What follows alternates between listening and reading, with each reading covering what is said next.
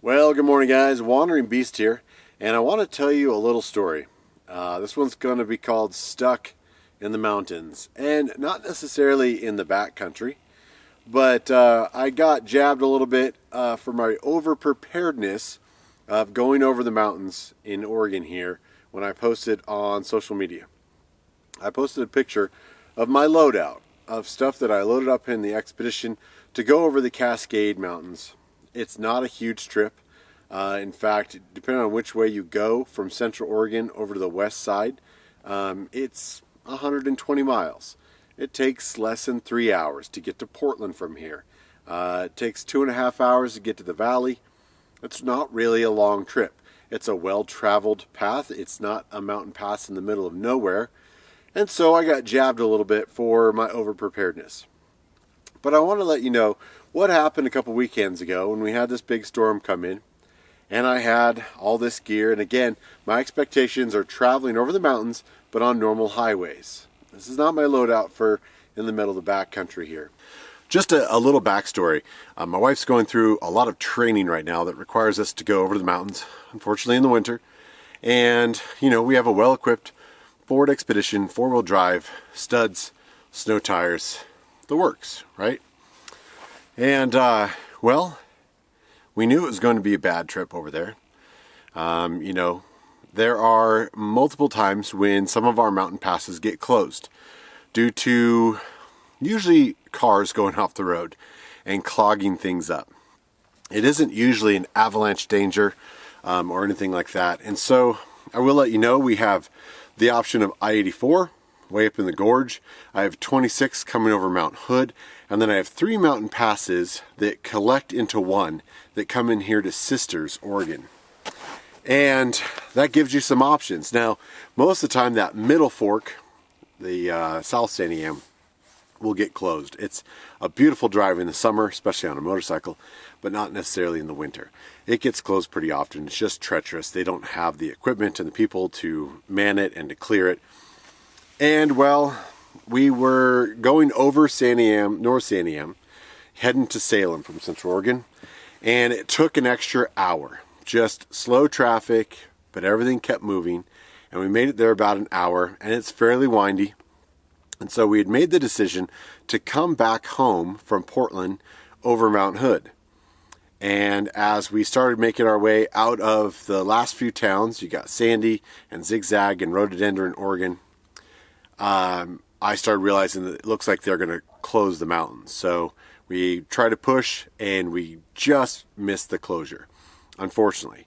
Talked to a state patrol officer who came by and wanted to let us know that it's going to be a couple of hours. Now, we weren't trapped there, but we have kids at home, and we need to get to the east side of the Cascades. So what are we going to do? We're not stuck there. We aren't trapped. I can turn around and go to Portland. I can go get a hotel. This isn't a super dire situation, especially because I have a lot of gear with me. I also, always in the winter, do I fill up the gas tank, no matter what. Average cars like this, we have 360 miles to the tank. Again, I mentioned it's 100 plus miles to Portland, a little bit of running around. You can easily go to Portland and back on a tank. Not a big deal, right? But why do I fill up before I come back from Portland? Well, for this exact reason. So State Patrol says it's going to be at least 2 or 3 hours. And we're like, well, we have to go. We start looking at the roads. I-84 is closed. Our pass is closed. The confluence of the 3 passes I mentioned in the Santiam and Central Oregon that comes into Sisters is closed. We really don't have an option. So wait, we did. And we sat there, and it was snowy and slushy. It was just right around freezing. Lots of snow on the ground. Snow still coming down, turning into rain, turning into ice, turning into everything else. And literally, from what we were told, there were about 20 cars that spun off and created a wreck and a blockage. They were clearing those cars, and then they wanted to clear the road. ODOT, Oregon Department of Transportation, wanted to plow and clear the roads so that they didn't have another 20 cars pile up when they opened.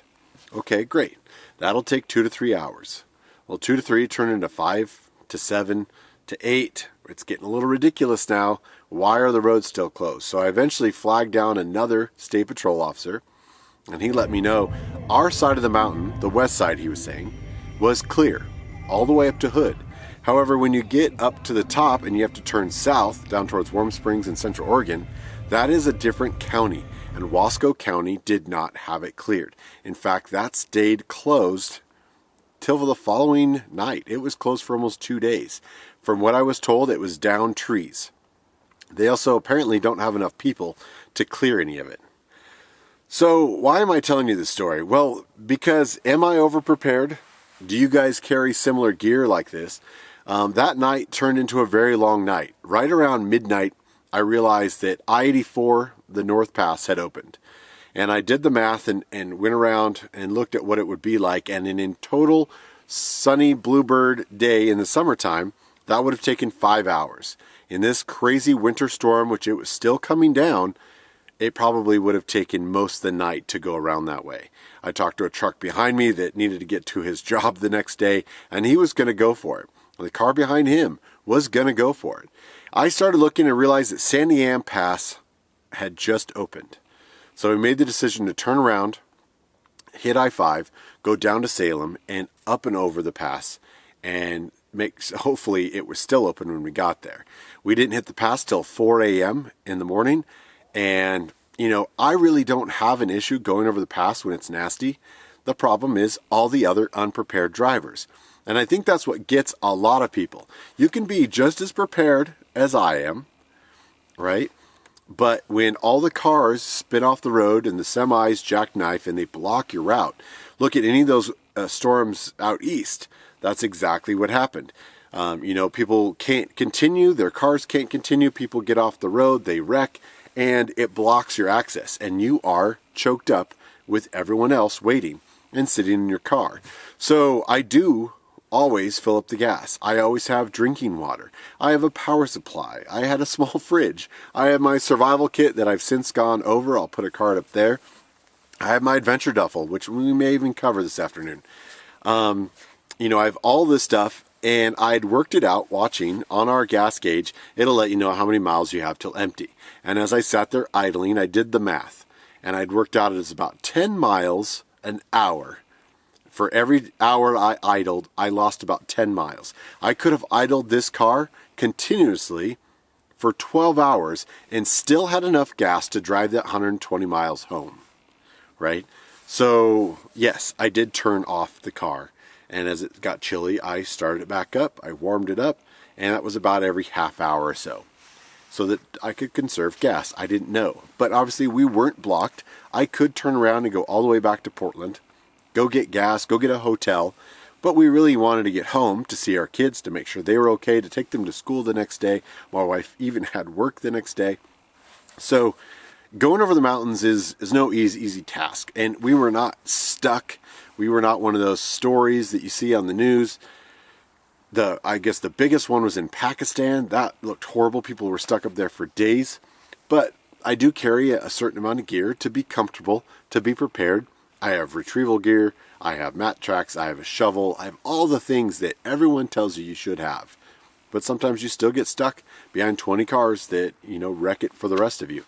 There was certainly no plows or anything clearing the road over the pass that I went to in the middle of a crazy storm at 4 a.m. But there wasn't anybody blocking my way. There's plenty of semis and cars sleeping it out and waiting for the next day till the sun came up. We wanted to get home, and I have no issue driving in adverse weather conditions. I just need the road to be cleared and open. So let me know if you guys have a similar loadout, if you think it's ridiculous, if you would have just turned around and gone to the hotel and told your kids to sleep it off.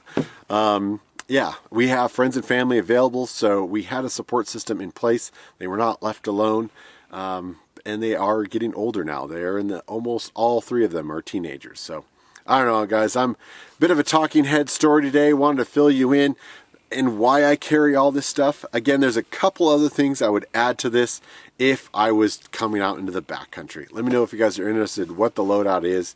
Wandering Beast, I'm going to enjoy my tea. Thanks for watching, guys. We'll see you down the road.